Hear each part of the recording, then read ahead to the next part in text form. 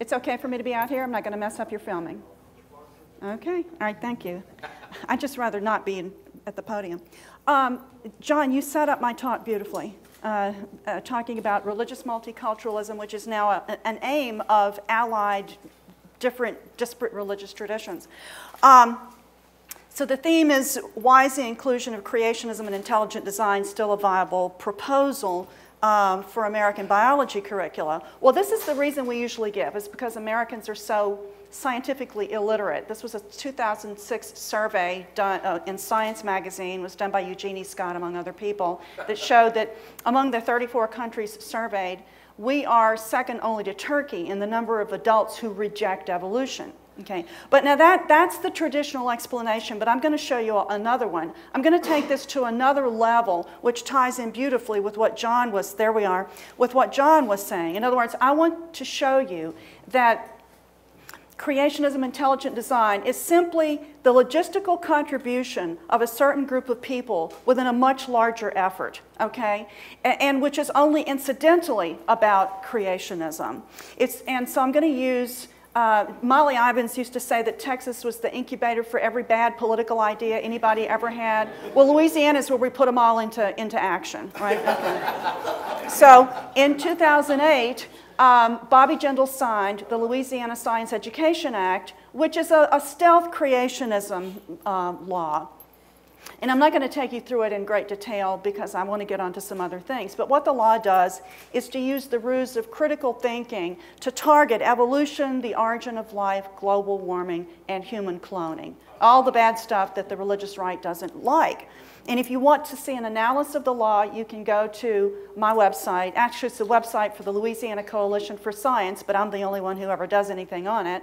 And go to lasciencecoalition.org and use the search box, type in SB Senate Bill 733 analysis. You can find a PDF that will analyze that law in great detail.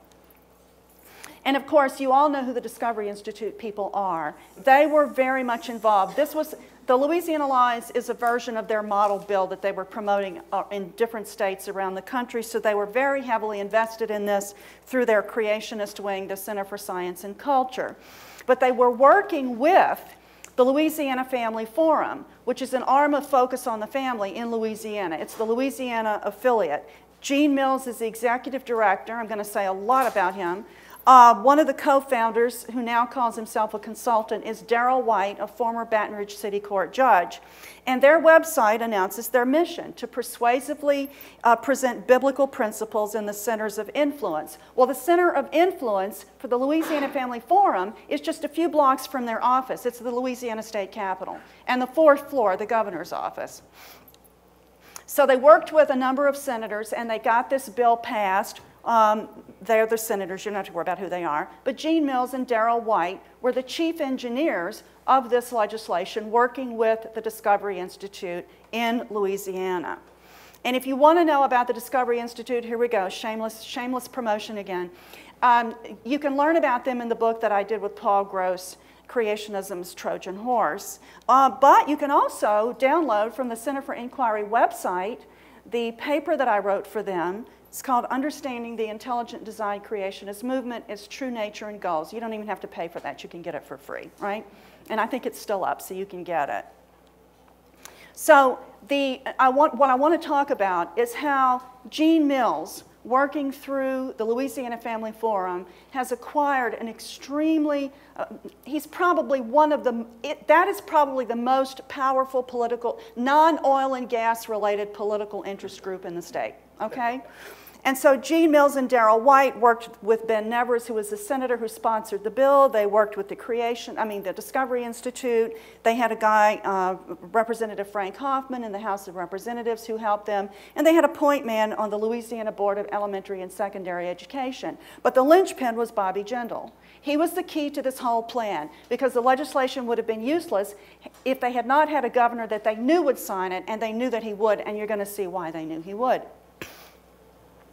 Gene Mills he's the president and one of the co-founders of the Louisiana Family Forum. He's a Pentecostal Assembly of God minister, although that affiliation only came out in the media about 6 months ago. He never ever says what his affiliation is publicly, but I think there's a reason that now he's letting it be known. And so what he does, he's networked with Dobson and all of the state policy councils that are affiliated with Focus on the Family, and the Family Research Council with his fellow Louisianian Tony Perkins, who you'll see later in a minute as well. And he's very politically influential, and you'll see that in a minute. And so what he wants to do through the Louisiana Family Forum is to engage the culture and restore the biblical foundations of the United States. Now, you're going to see how closely allied with Bobby Jindal he is. This is a New York Times article in June 2008. One person in the media, only this guy, Alan Nossiter, with the New York Times, who was stationed in New Orleans, put the dots together and showed the close relationship between Jindal and the Louisiana Family Forum. This is the Louisiana Family Forum's own PDF copy of that article that they sent around to their followers. All the underlines are theirs, and this is one of their favorite parts. Reverend Mills has become a frequent presence in the legislative halls, and Bobby Jindal is seen at their office as one of the family, right? That's how close they are, but I'm going to show you even more. Okay, you need to know this background about Jindal. Jindal has used his religiosity, he's made it part of his political persona. He campaigns in churches, right? He continues to go to church using the state helicopter on the public dime almost every Sunday. Here he is during his campaign being prayed over in a church in my parish, Livingston Parish. That's an Assembly of God church, I believe, there. No, that's Destiny International Church. God only knows what that is. Okay, but it's, all right. There he is in 2008, witnessing and being prayed over in the First Baptist Church in Many, Louisiana. See the kids all touching him. There's the back of his head. You know, the hand thing is always a constant. You know, you got to touch him when you pray. All right. Here he is. This is at the governor's mansion. That's a breakfast or something. There he is being prayed over at the governor's mansion. There's a larger picture of the group. All right. And here he is witnessing in another church in my parish in Denham Springs, Louisiana. And he is Catholic. Okay? So this is an example of what John was telling you. And in fact, I dug that photograph out of the trash in my computer and stuck it back in my slides while he was talking, because I wanted you to see, I wanted you to see that here is an ultra-right Catholic governor who goes to church almost every Sunday in Baptist churches in North Louisiana, right? Okay. And when he was elected in November 2007, the Louisiana Family Forum gave this great big gala for him at the old state capitol. And that's a Christmas gala. You'll see there that he's being prayed over in the center, presided over by Gene Mills, right? There he is, undergoing the laying on of hands in front of hundreds of people, including almost every living former governor, okay? So this is how tight they are. And Gene Mills was written up by a well-known political reporter, Jeremy Alford, in Politics magazine, which is published, I think, here in D.C., as one of the top 10 Republican influencers in Louisiana, right along with Mary Madeline. You all know who she is, right? She lives in New Orleans now, by the way. And Timmy Teeple, the governor's right-hand man who helped get him elected. That's how much power Gene Mills has. And his power is, it culminated with the election of Jindal. And so he has so much power that he can almost get a bill passed or killed just by walking into the room. I'm not kidding you. And I'm just giving you the tip of the iceberg. This is a bill that outlawed certain types of stem cell research. It's the outlawing, they called it the human-animal hybrid bill. There you go, in 2009. And it's one of the things it outlaws is a particular type of research that was pioneered in the UK by an American scientist named Stephen Menger. It was to get over the difficulty of getting human ova, right, and using them to create stem cell lines. In fact, this guy actually created one of the first stem cell lines in the UK. He's back over here now. He works for GE. But it involved using a bovine ovum, stripping out the genetic material and putting human DNA into the egg and using it to create stem cell lines in an attempt to overcome the ethical problems associated with getting human ova and the technical difficulty. So it was licensed in the UK. But if a scientist any place in Louisiana does this kind of research, that scientist is going to be imprisoned at hard labor for not more than 10 years and fined not more than $10,000 or both. And Gene Mills and his organization strong-armed the scientists in Louisiana who are fighting this bill and said, you either take this one or you're going to get one that's worse, right? And so they got this bill passed. The other thing they did was to kill, Gene Mills killed a bill that was introduced this year to prevent bullying, right? And only one aspect of this bill had anything to do with sexual orientation. But Gene Mills, these were the different things, religion, ancestry, national origin, including sexual orientation, but that's only one thing. Gene Mills shows up and just simply walks in the room and gets this bill killed, right? And he labeled the bill the homosexual bullying bill. And when he was interviewed about it, he thought it was really funny. Oh, this is amusing. All I did was walk in and drop a floor note, okay? But this is the kind of power this man has just by showing up, there he is at a Senate Judiciary meeting. Okay, now this is more close to home to me because it's election day in Louisiana, and this guy is my state senator. Okay, now he did not get my vote, but neither did the other guy, and I'm going to show you why. But he answered. The Louisiana Family Forum does questionnaires, and he filled out the questionnaire, right? But he knew he was not going to get their endorsement, and this is why. This is Dale Erdy, Senator Erdy, and he says, I've voted with you guys, I have a proven voting record, but I know such an endorsement is an impossibility since a board member of your organization is running against me. And he's right. The vice chairman of the Louisiana Family Forum is running against him. His name is Derek Babcock, and he's the vice chairman of the Louisiana Family Forum board. They've got their own candidate in the race. Now, I'm not sure he's going to win, but they've got their man in the race. And here's another example. There are legislators who are literally using their affiliation and endorsement by the Louisiana Family Forum as a selling point. There's a guy named Bodie White. There he is with Bobby Jindal. And there he is. He ran this ad in my local paper just this week with Gene Mills. There he is. So this is the power. These people can if they go against you in an election, you're going to have to spend a lot of money to keep your seat, right? So there Gene Mills is with his buddies, right?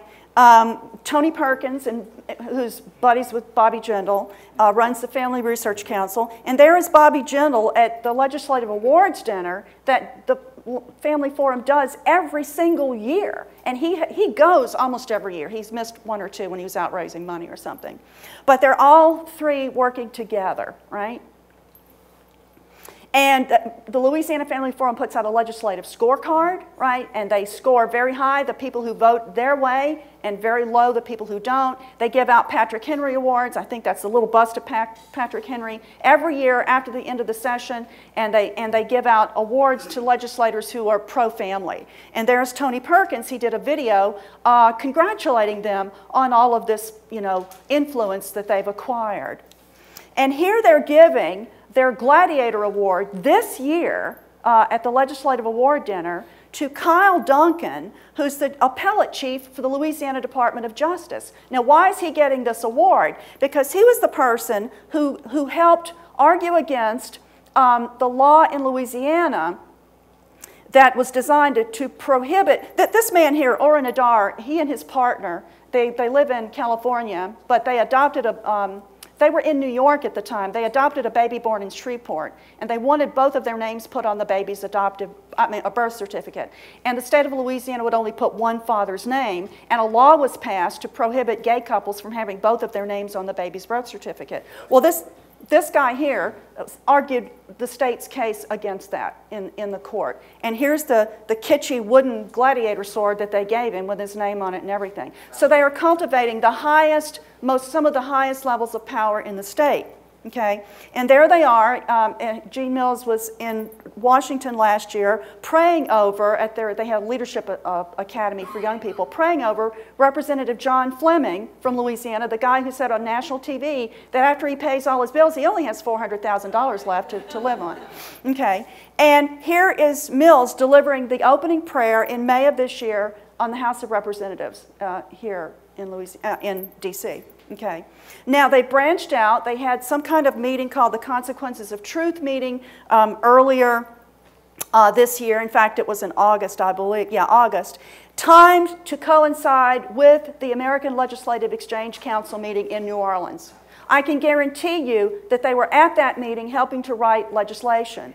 And the people that they brought in, the speakers, were Charles Colson. There's his mugshot. You all know who he is, right? Okay.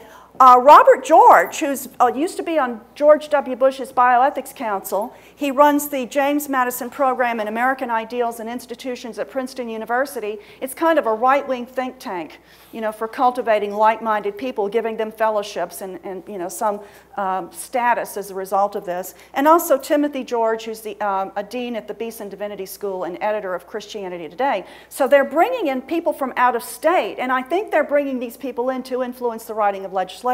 Because I've only showed you 2 or 3 examples of the bad legislation that, you know, and they were the drafting committee of the Manhattan Declaration. Now this is an extension or an update of a document called Evangelicals and Catholics Together that was adopted in '94, which signaled a coalition of evangelicals, Protestants, and Catholics to work together politically. This updates it by adding Orthodox Christians to the mix. And it's pro-family, pro-life, and anti-gay. So they brought these guys into Louisiana. They're networking nationally. And there is Gene Mills last year in New Orleans as a featured speaker at the Southern Republican Leadership Conference. So he is a blatantly partisan political operative. But he also has the support of quite a few Democrats in Louisiana. But you can see that he has achieved a great deal of power to push his religious agenda by cultivating overt, blatant political power in Louisiana. So now, Simon asked me if I'd put in something about what people might do to counteract this kind of stuff. Well, you can join organizations and support them, like the Center for Inquiry, where you are now. You can also join the National Center for Science Education and support the work that they do to protect science education. You can also join Americans United for Separation of Church and State and promote the work that that organization does. But it's also important that you act locally. And in Louisiana, we finally do have an organization that is trying to counteract some of the damage, although it's a broadly based organization. It's the Coalition for Louisiana Progress that is addressing a host of problems in Louisiana, but our chief bogeyman is the Louisiana Family Forum. But it literally took somebody quitting her job. Melissa Flournoy is the executive director. She literally quit her job to get this up and running and devote herself full-time to this, because that's the disadvantage that we have on the secular side. We don't have an affiliate in every state with a full-time director beating the bushes for money and hanging around in the legislatures all the time. But this is how Gene Mills got the level of power that he has. So if you weren't scared enough after John got through, you ought to be plenty more scared, and you ought to be very glad that you don't live in Louisiana, right? Because then you'd have to help us fight this stuff. Okay, thank you.